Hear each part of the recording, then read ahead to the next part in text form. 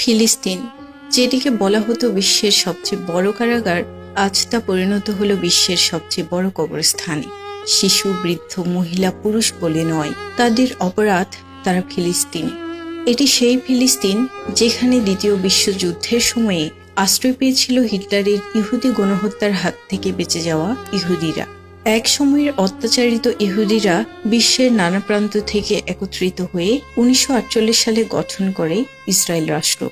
পৃথিবীর ইতিহাসে এমন ইতিহাস অনেক রয়েছে যারা আশ্রয় পেয়ে আশ্রিতাদেরকে অত্যাচার করা শুরু করে।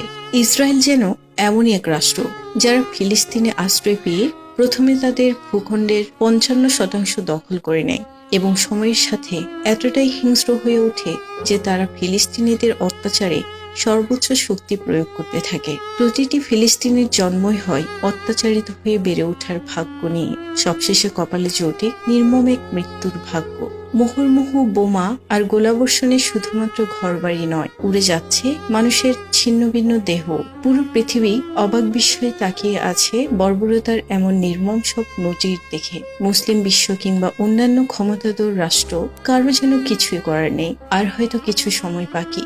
এরপর পৃথিবীর মানচিত্র থেকে মুছে যাবে ফিলিস্তিনের অস্তিত্ব। থেমে যাবে এখনো জীবিত থাকা শেষ ফিলিস্তিনির কান্নার শব্দ। হারিয়ে যাবে মানবতা শব্দের সকল অর্থ।